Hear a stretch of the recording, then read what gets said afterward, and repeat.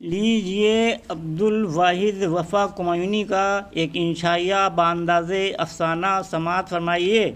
یہ آج 15/2/2024 کو تحریر کیا گیا ہے۔ اس کا عنوان ہے کون معشوق کون ہے عاشق۔ کون معشوق کون ہے عاشق، یہ عنوان ہے۔ دل نشین اور دلشاد ایک ہی کالج میں زیر تعلیم تھے۔ ایک روز دل نشین نے کہا، دلشاد صاحب آپ غمگین سے کیوں نظر آتے ہیں، جبکہ آپ کے نام کے معنی خوشی کے ہیں، خوش ہونا چاہیے۔ دلشاد نے جواب میں کہا، آپ بھی تو دل نشین ہیں جس کے معنی دل میں بیٹھنے والی کے ہیں، مگر آپ ہیں کہ کسی کے دل میں بیٹھنا گوارا نہیں کرتی۔ بس اس سوال و جواب سے دونوں میں خود بخود محبت کا جذبہ پیدا ہو گیا۔ دل نشین خوبرو اور خوش کلام تھی، مگر دلشاد قبول صورت اور حاضر جواب تھا۔ دل نشین دلشاد کی علمیت کی بھی قائل تھی۔ آخر اس نے اس کو اس بات پر آمادہ کیا کہ وہ 1 گھنٹہ اردو پڑھائے۔ دلشاد اردو پڑھانے لگا۔ ایک روز دلشاد نے کہا، ایک روز دل نشین نے دلشاد سے کہا، میرا نام میری امی دلکش صاحبہ نے دلستاں رکھا تھا، مگر میرے والد دل افغار صاحب نے میرا نام کالج میں دل نشین لکھا دیا، یوں میں اپنے گھر میں دل نشین کہلاتی ہوں۔ دلشاد نے کہا، میری بڑی بہن دل آویز نے میرا نام دل نواز رکھا تھا، مگر میرے والد دلدار صاحب نے میرا نام اسکول میں دلشاد لکھا دیا، یوں میں اپنے گھر میں دل نواز کہلاتا ہوں اور باہر گھر سے سب مجھے دلشاد کے نام سے جانتے ہیں۔ دوسرے روز اردو پڑھاتے ہوئے دلشاد نے کہا، دل نشین صاحبہ آج میں آپ کو اصناف کلمات پڑھاؤں گا۔ دیکھو، فرہنگ آمرا میں خط الوسیع پوری تحقیق و تدوین کے بعد تلفظ لکھے گئے ہیں، مگر بڑی دشواری یہ ہے کہ جہاں ہماری اجتماعی زندگی کا شیرازہ ہر معاملے میں بکھرا ہوا ہے، وہاں ہماری زبان بھی اس پراگندگی اور انتشار سے مستثنی نہیں ہے، کیونکہ ہمارے یہاں کوئی ایسی فارسی فرہنگ موجود نہیں جو ایک مسلم حاکمانہ سند متصور ہو۔ بس نکتہ چینوں کو یہ ہر جدید فرہنگ کی تردید کے لیے کوئی نہ کوئی موافق مطلب کتاب ہاتھ لگ جاتی ہے۔ یہی وجہ ہے کہ ایک ضعیف مؤلف سالہ سال خون جگر کھا کر لغت مرتب کرتا ہے، مگر اپنی مساعی شاقہ کا کوئی خوشگوار صلہ پانے کے بجائے اس کو الٹا معترضین کا ہدف ملامت بننا پڑتا ہے۔ ہاں، میں بتانا چاہتا ہوں کہ ترکیبی طریقہ کار سے کچھ نئے لفظ وجود میں لائے گئے ہیں۔ دل نشین نے کہا، مثال دے کر بتائیں۔ دلشاد نے کہا، ایک لفظ بام ہے جس کے معنی رنگ کے ہیں، اس سے لفظ بنا ہے سبز بام، سرخ بام۔ دوسرا لفظ ہے فام، اس کے معنی بھی رنگ کے ہیں، اس سے لفظ گلفام اور سیاہ فام بنے ہیں۔ ماشاءاللہ، آپ پھول کے رنگ کی طرح سرخ رنگ کی ہیں، آپ کو گلفام بھی کہا جا سکتا ہے۔ اس طرح ایک لفظ ہے ور، جس کے معنی صاحب کے ہیں، اس سے نیا لفظ بنا ہنر ور، یعنی ہنر جاننے والا۔ بس اسی طرح دل نشین صاحبہ، دل کے ساتھ نشین لگانے سے دل نشین آپ ہیں۔ نشین کی معنی بیٹھنے والا یا بیٹھنے والی کی ہیں، یوں آپ دل میں بیٹھنے والی ہیں۔ دل نشین نے کہا، میں ہر کسی کے دل میں بیٹھنے والی نہیں ہوں۔ ہاں، آگے بتائیے۔ دلشاد نے کہا، ایسے ہی دل کے ساتھ کش لگانے سے دلکش بنتا ہے، یعنی دل کو کھینچنے والا۔ دل نشین نے برجستہ کہا، آپ بھی تو دلکش ہیں، آپ نے میرا دل اپنی طرف کھینچ لیا۔ دلشاد نے کہا، یہ تو آپ کے دل کی بات ہے، میں تو مرکب الفاظ بتا رہا ہوں۔ اسی طرح لفظ دل ہے، دلستاں ملانے سے دلستاں بن جاتا ہے، جس کے معنی دل لینے والی کے ہیں۔ دل نشین نے کہا، کیا واقعی میں نے آپ کا دل لے لیا؟ دل نواز نے کہا، یہ بات دلشاد نے کہا، یہ تو آپ جانیں، اور ہاں، ایک لفظ ہے دل نواز جس کے معنی ہے دل خوش کرنے والا۔ دل نشین نے کہا، واقعی آپ بھی دل خوش کرنے والے ہیں۔ دلشاد نے کہا، اسی طرح ایک لفظ ہے دل فریب، یعنی دل کو لبھانے والا۔ دل نشین نے کہا، واقعی آپ بھی دل لبھانے والے ہیں۔ دلشاد نے کہا، ایک لفظ ہے دل آرام، جس کے معنی ہے دل کا چین۔ دل نشین نے کہا، کیا میں آپ کے دل کا چین نہیں ہوں؟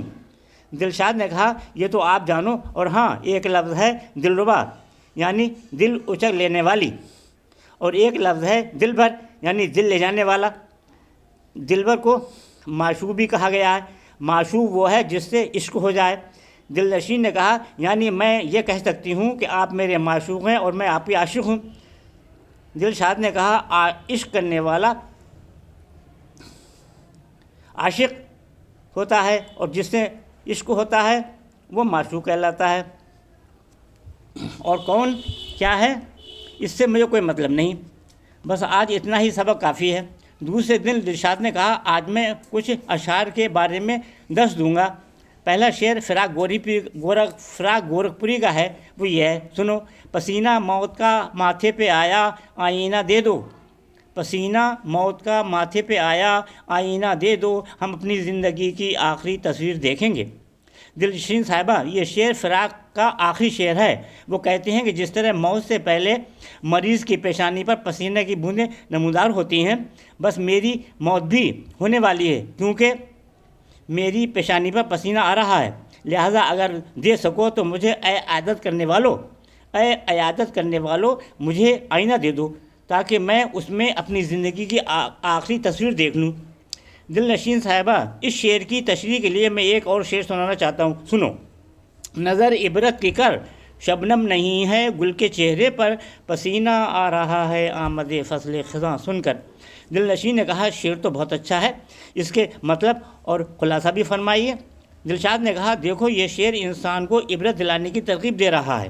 بظاہر تو صبح کے وقت گلاب کے سرخ تازہ پھول پر اوس کی بوندیں سورج کی کرن پڑنے پر حسین موتی کی طرح معلوم ہوتی ہیں، اور اس سے ہم خوشی محسوس کرتے ہیں، مگر حقیقت یہ نہیں ہے، بلکہ حقیقت یہ ہے کہ کلی سے جب پھول بنتا ہے تو پھر پھول کی پنکھڑیاں منتشر بھی ہوتی ہیں۔ شاعر نے اس شعر میں یہ حقیقت بیان کی ہے کہ پھول کو اگر انسان سے تشبیہ دی جائے تو اصل میں یہ موت کی پسینے کی غمازی کر رہی ہیں، اور اس سے پھول کو احساس ہو رہا ہے کہ اب میری موت ہو جائے گی، میری خوشبو ہوا میں اڑتی پھرے گی۔ فصل خزاں کی آمد کی یہ بوندیں بتا رہی ہیں، اس لیے مجھے اور آپ کو یہ فکر ہونی چاہیے کہ موت کا آنا برحق ہے، اور موت یہ نہیں دیکھتی کہ انسان جوان ہے یا بوڑھا، یا عورت ہے یا مرد، وہ تو اپنے وقت پر آ کر رہے گی۔ مرنے کے بعد ہمیں جزا اور سزا کا سامنا بھی کرنا ہوگا۔